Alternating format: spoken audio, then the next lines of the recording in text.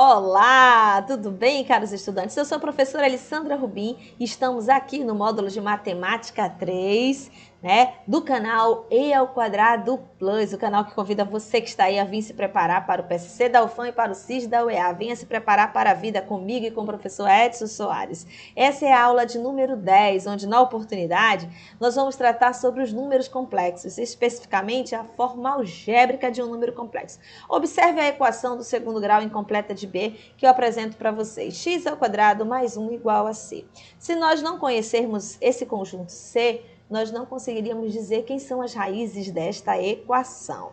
Pois bem, então vamos fazer um retrospecto de todos os conjuntos numéricos já vistos anteriormente. O primeiro conjunto numérico que a gente vê é o conjunto dos números naturais, aqui, ó. Todo conjunto numérico é representado por uma letra maiúscula, seus elementos ficam entre chaves e separados por vírgula. Então, 0, 1, dá a ideia de contagem, né? O conjunto Z, que é o conjunto dos números inteiros, ele contempla números positivos e negativos. Esse conjunto Z aqui, a gente tem os naturais. O conjunto Q, ele é o conjunto dos números racionais. Desse conjunto Q, nós dizemos que são todos os números que podem ser escritos na forma de fração, P dividido por Q, tal que P e Q pertencem ao conjunto dos números inteiros, com esse Q diferente de zero.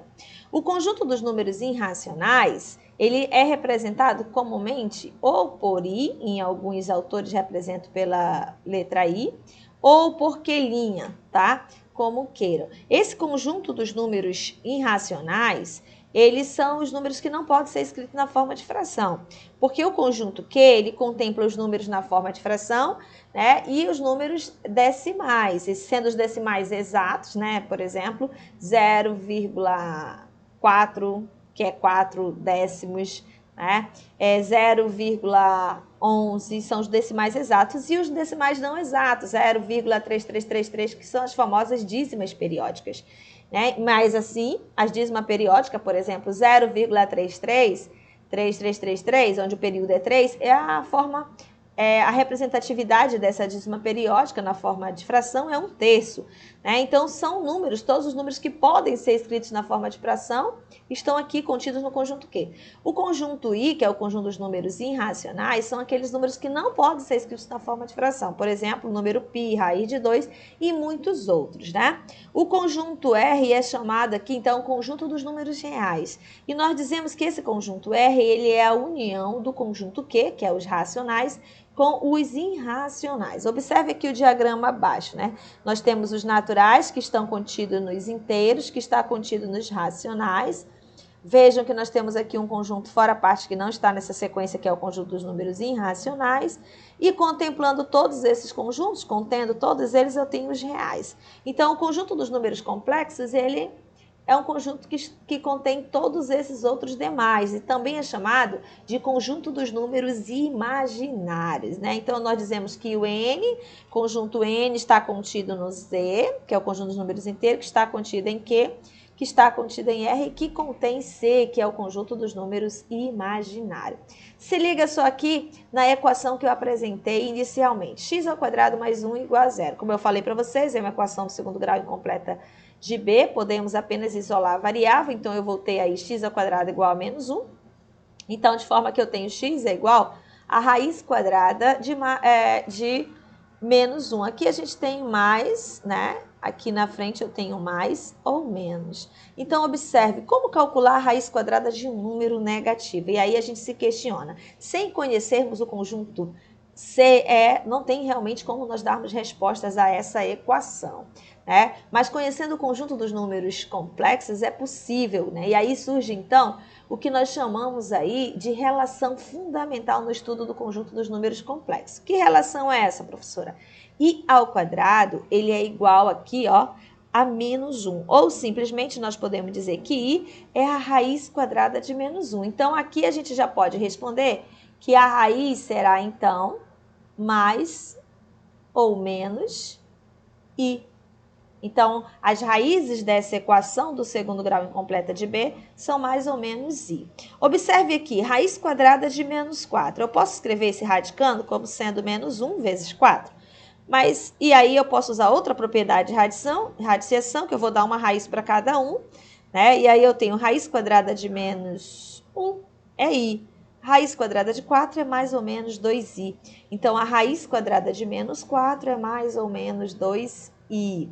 Observe o seguinte, que nós já sabemos que i ao quadrado é igual a menos 1. Dessa forma, a gente pode definir algumas potências de i. I elevado a 1 é i. I elevado ao quadrado é menos 1. I elevado ao cubo. Bom, pelas propriedades de potência, i elevado ao cubo é i ao quadrado vezes i. I ao quadrado é menos 1, vezes o i vai dar menos 1. I a quarta eu posso olhar como potência de potência. É i ao quadrado elevado ao quadrado. Mas quem é i ao quadrado? É menos 1. Menos 1 elevado ao quadrado é 1. I elevado à quinta potência também posso olhar como um produto de potência de mesma base, em que se eu somo os expoentes eu volto a ter i à quinta. Então, quem é i ao quadrado? I ao quadrado é menos 1. Quem é i ao cubo? É menos i. Então, isso aqui vai dar mais i. Observe que nessas potências de i, a partir da quarta potência, começam a se repetir. Então, por exemplo, se nós tivermos a necessidade de descobrir quem é i elevado à 16ª potência, i elevado à 20ª potência, né? Então, como é que a gente faz? Basta nós pegarmos a potência de i e dividirmos ela por 4, aqui, ó. E aí, o resto da divisão nós levamos como potência de i. Observe aqui o exemplo. Eu tenho i elevado a 74. 74 é um número muito alto. Quanto vai dar isso? Bom, eu vou pegar 74 e vou dividir por 4. Né? 7 por 4 dá 1, resto 3, abaixou o 4. 34 dividido por 4 dá 8, o resto 2. Então, o que eu vou fazer? Eu vou pegar o i e colocar com essa potência aqui do resto. Então, i ao quadrado é quanto? Menos 1. Então, quer dizer que i elevado a 74 também é igual a menos 1. Bacana, né? Vamos, então, à definição de números complexos. A gente já sabe que o número complexo é representado pelo conjunto C aqui, né? Então, esses números complexos, esse conjunto, ele é formado pelo quê? A gente costuma chamar que os elementos são representados aí por Z. E esse Z, que pertence ao conjunto dos números complexos, ele é escrito na forma de par ordenado de números reais, onde x e y pertencem aos reais aqui, ó. Podemos escrever também um elemento desse conjunto, né, esse par ordenado, dessa forma de soma, x mais yi, ou quem é x, y? Esse par ordenado é o z, que é aqui o número complexo. Então, z é igual a x mais i. Observe esses exemplos aqui, olha só. O par ordenado 2 e 4 eu posso olhar como sendo um número complexo e eu posso escrevê-lo na forma, esse é um número complexo, né? 2 mais 4i. Sempre o segundo elemento, o y, está acompanhado da unidade imaginária. Veja um exemplo 2. Aqui 8, o par ordenado 8 e menos raiz de 2. Então, ele representa um número complexo 8 menos raiz de 2i ou i raiz de 2. Também é um número complexo. Observe esse outro par ordenado aqui que representa um número complexo. Vejam que o x é nulo, né? Então, não vai ter esse termo que não depende da unidade imaginária, que é 0 mais 6i, que é um número complexo, a gente chama de número complexo puro, né? O par ordenado 4 e 0, observe que agora o y é 0, então vai ficar apenas 4, porque quem acompanha o i é o y. Então, aqui eu tenho apenas um número real. Então, a gente já vê aí que o número real ele é considerado aí um número complexo. Exemplo 5, par ordenado 0 e menos 1. Eu consigo escrevê-lo como x é 0, então vai ficar menos i, que também é um número complexo puro. Bom, o número complexo, aí a forma como a gente escreve na forma de soma, ele é chamado forma algébrica, né? Então, o número complexo Z, que é um cara que pertence ao conjunto dos números complexos C, ele tem a forma de x mais yi. Esse x ele é chamado parte real, o y é chamado parte imaginária. A gente representa o real de Z dessa forma, que é o x, e né, ré de Z, e aqui a imagem, né, o número imaginário, que é im, né, de Z, representado aqui por y. Então, observe aqui esses exemplos. Olha só, eu tenho um número complexo, Z igual a 2 mais 3i. A parte real, aqui que a gente escreve dessa forma, ré de Z é 2, e a parte imaginária, im de Z, é 3, que é o coeficiente da unidade imaginária. Observe um outro exemplo. Eu tenho um número complexo 1 sobre 2 menos 3 quartos de i. A parte real é meio e a parte imaginária é menos 3/4, exatamente como foi colocado aqui. Bom, uma outra definição dentro do conjunto dos números complexos é o conceito de conjugado, né? Que é representado aqui, o conjugado, pelo Z barra. Então, o que é o conjugado de Z? É apenas nós trocarmos aqui, ó, o sinal da parte imaginária. Então, se nós temos um conjugado Z, nós temos um número complexo Z igual a mais BI, então o conjugado dele vai ser A menos BI. Nós vamos trocar esse sinal da parte aqui imaginária do complexo. Observe aqui os exemplos. Olha só, dados os números complexos, encontrar os seus respectivos conjugados. Observe aqui o exemplo 1. Eu tenho os números complexos Z igual a 2 menos 4i. O conjugado dele, o Z barra, basta mudar o sinal da parte imaginária, que a parte imaginária é menos 4, então vai ser mais 4i. Próximo número complexo, Z igual a i. O conjugado dele, basta eu trocar o sinal da parte imaginária, então vai ficar menos i. Exemplo C.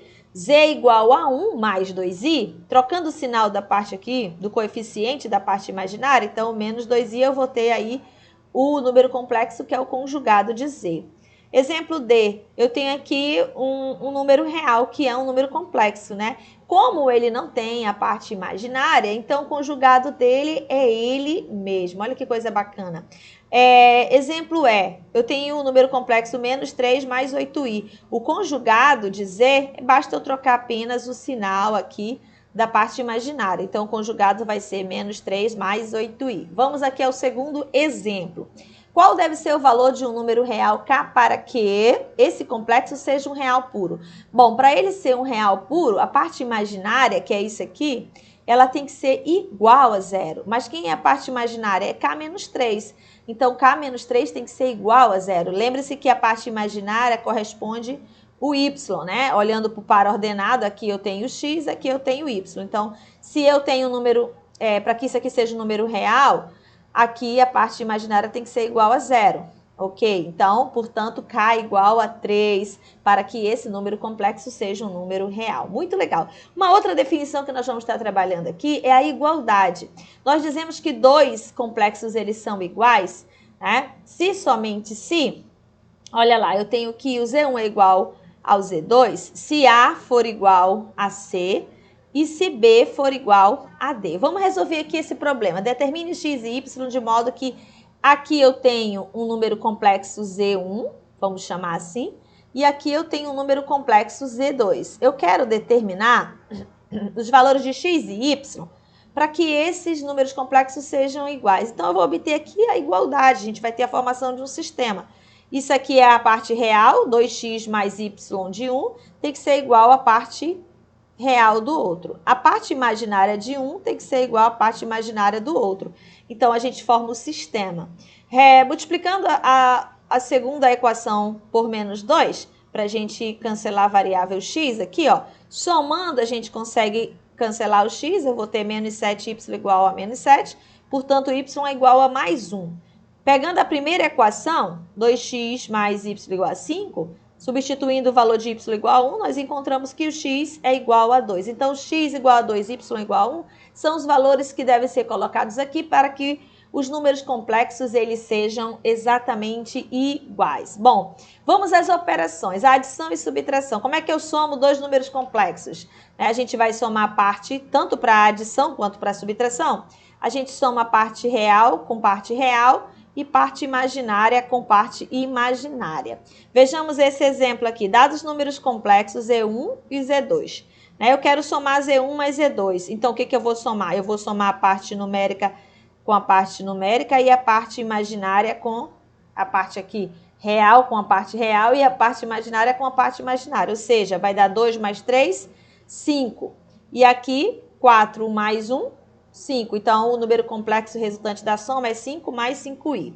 Vamos fazer a subtração desses dois números complexos. Eu quero subtrair.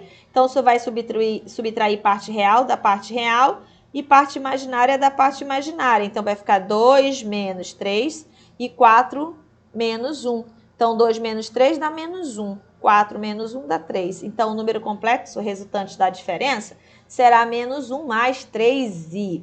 Vamos, então, à multiplicação de números complexos. Utilizando a propriedade aí distributiva, nós temos o produto de Z1 por Z2, você vai fazer esse processo distributivo, o A com o C, o A com o DI, o BI com o C, depois o BI com o DI, de tal forma que a gente vai obter essa relação aqui, ó. O produto vai dar um novo número complexo, AC menos BD, né, e AD mais BC.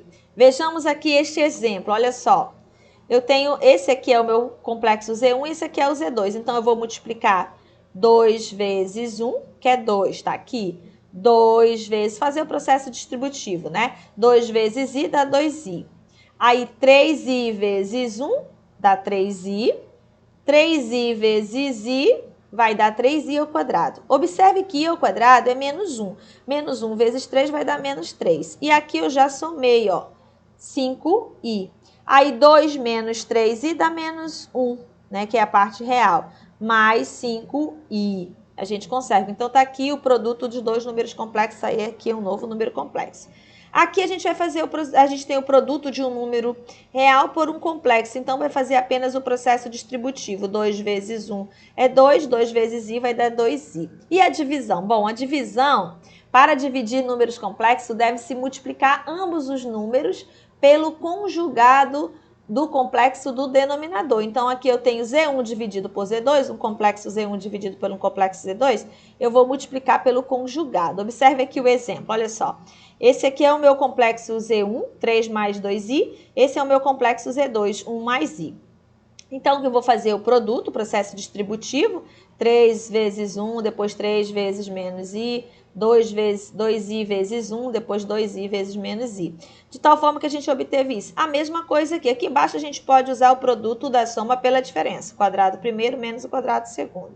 Então, aqui i ao quadrado é menos 1. Né? Então, vai dar mais 2 mais 3 dá 5. E aqui, menos 3i mais 2i vai dar menos i. No denominador, i ao quadrado é menos 1. Menos com menos dá mais. Então, eu vou ter aqui 5i, 5 menos i dividido por 2. Ou seja, 5 sobre 2 menos i sobre 2. A parte real e a parte imaginária do meu número complexo. Vamos lá, então, ao nosso exercício de fixação lá da prova do CIS, da UEA, da terceira etapa de 2018. Diz o seguinte: seja os números complexos menos 2, o Z, menos 2 mais 5i e W, 4R menos i, em que R ele é um número real e i é a raiz quadrada de menos 1. Sabendo que a parte real do número complexo, ele quer que a gente calcule o produto, é igual, a parte real é igual a menos 3, e a parte imaginária é, então a gente precisa descobrir quem é a parte imaginária. Vamos lá, o produto, fazendo o processo distributivo, né? Esse com os dois, depois esse com os dois, e sabendo que i ao quadrado é menos 1, então vai dar mais 5. Fazendo o agrupamento da parte real, essa é a parte real e essa aqui é a parte imaginária. Ele disse que a parte real é menos 3, portanto eu encontro que R é igual a 1. E eu quero saber quem é a parte imaginária, mas agora eu já sei quem é o R, quanto vale o R. O R é 1. Então, 1 vezes 20 mais 2 dá 22, alternativa C. E aí, gostaram? Eu espero que tenham gostado. Até a nossa próxima aula. Tchau, tchau.